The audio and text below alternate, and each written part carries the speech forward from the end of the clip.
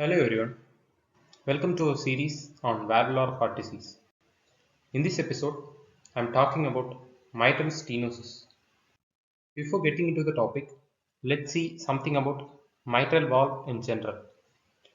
It is a bicuspid valve, that is with two cusps 1 and 2, and normal area of valve is 4 to 6 square centimeter, and in mild mitral stenosis it will be more than 1.5 centimeter square, and then in moderate mitral stenosis, it will be 1 to 1.5 square centimeter, and in severe mitral stenosis, the area will be less than 1 square centimeter.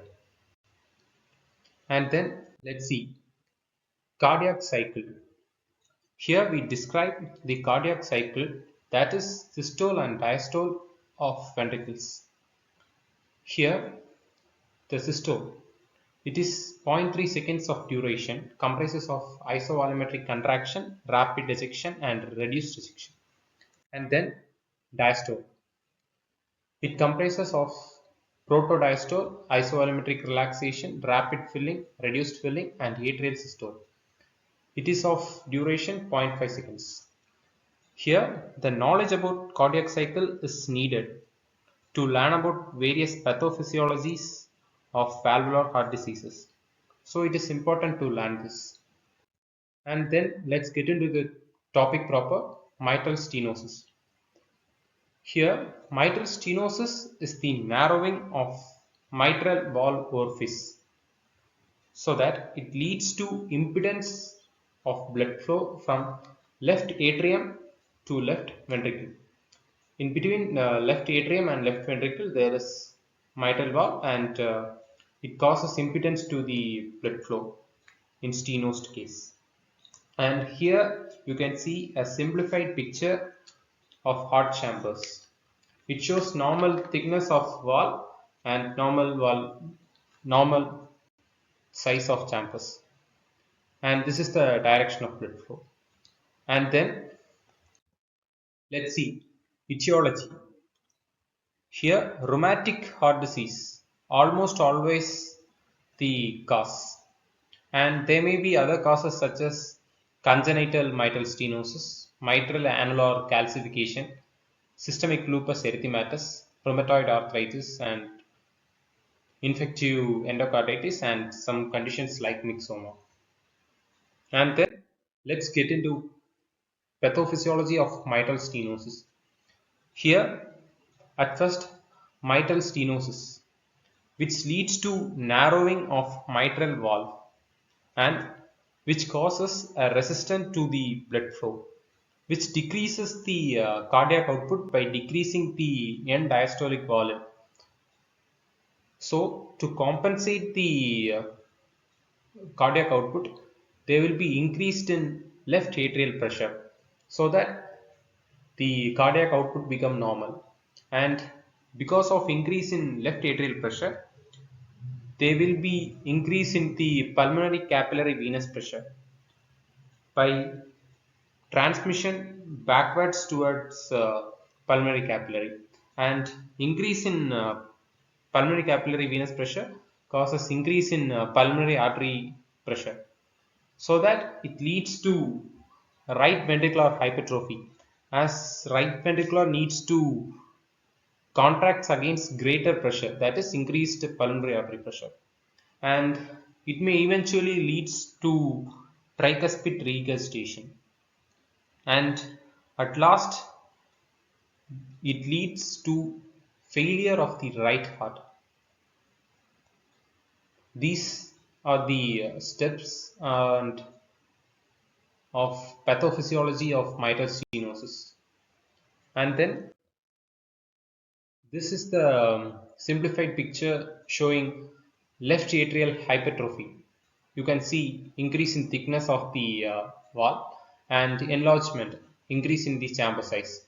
And here you can see a right ventricular hypertrophy, that is increase in thickness of the right ventricle.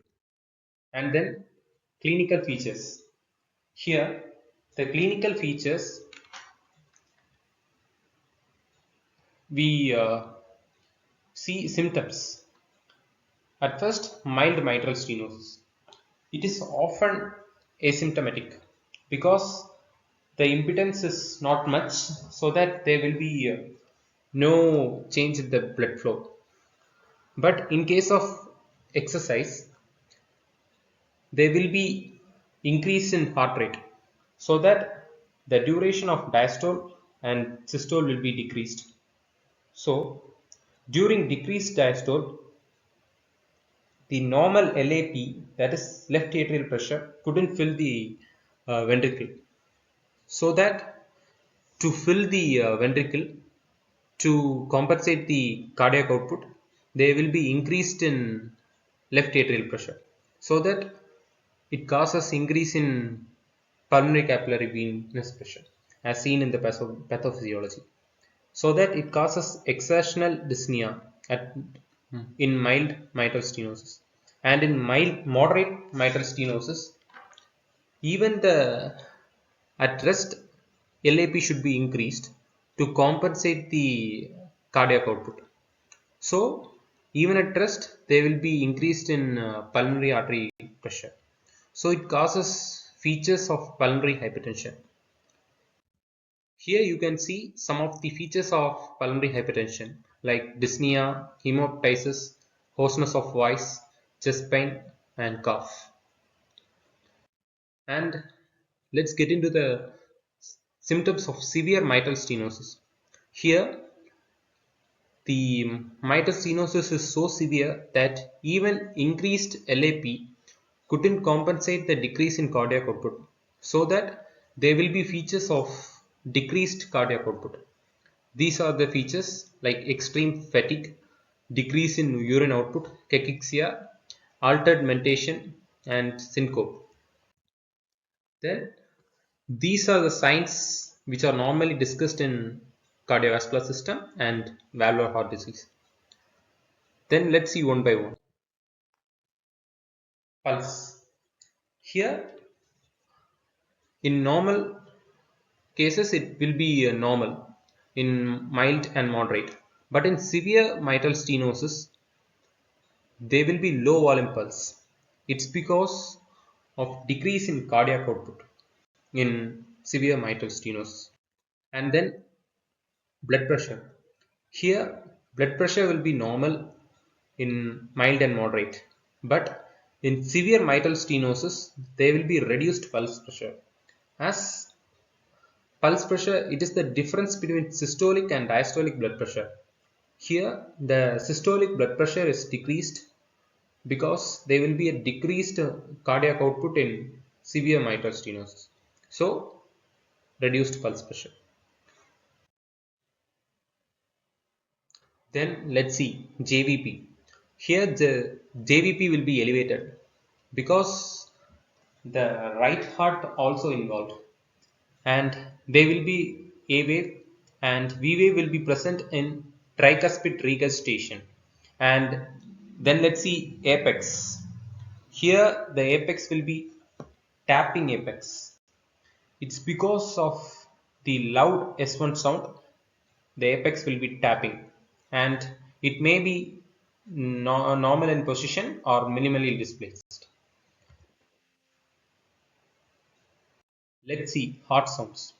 Here the S1 will be loud, and it is due to the forceful closure of valve and increased left atrial pressure, and it is the reason behind the tapping apex beat. And then S2. Here there will be splitting of A2 and P2 because of delayed closure of pulmonary valve in right heart failure. P2 will be delayed, and S3 will not be heard and S4 will be absent. And there will be an important characteristic sound, that is opening snap. It occurs at the beginning of murmur, and it is because the valve is stiff and opens with increased tension.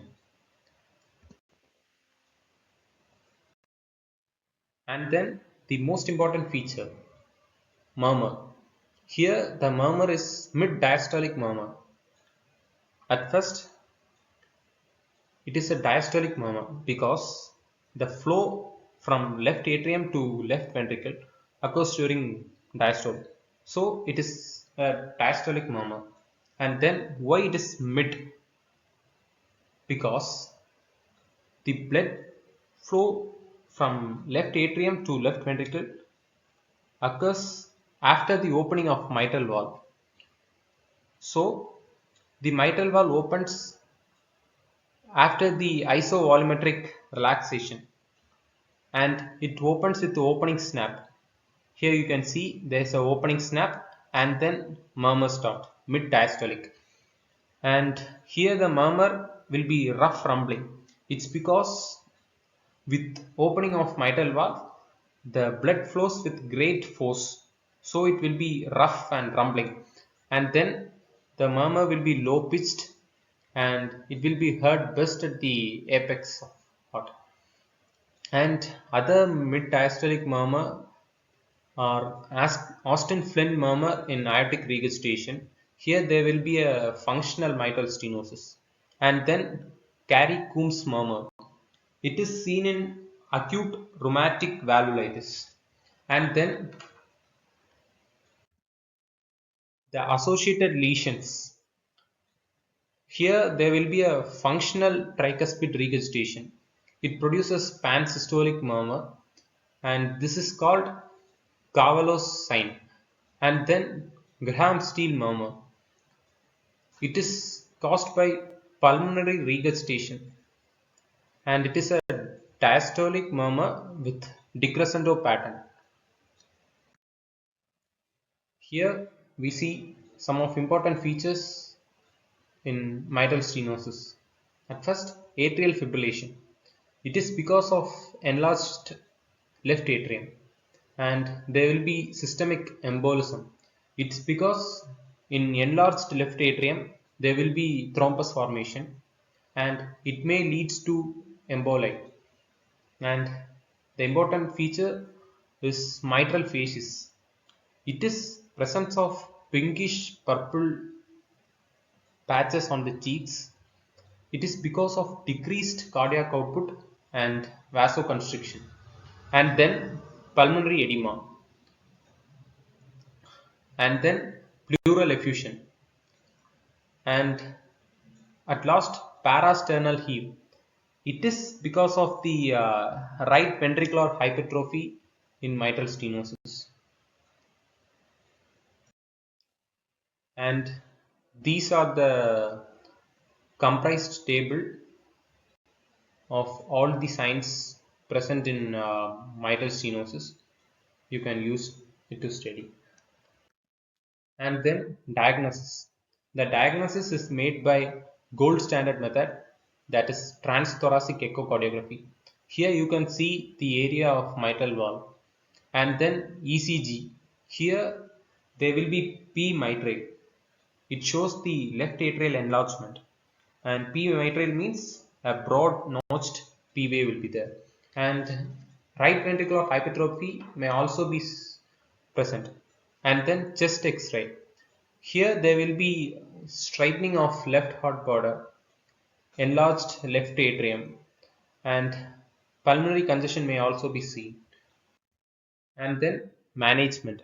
Here the management by symptomatic control by medical therapy such as use of diuretics for pulmonary congestion and prevention of emboli in atrial fibrillation by rate control and use of anticoagulants. And the definitive management here is percutaneous balloon mitral valvotomy or mitral valve replacement, that is surgical option. And these both two are decided based on the severity and anatomy of the mitral valve. Do like, share and subscribe my channel. Thank you.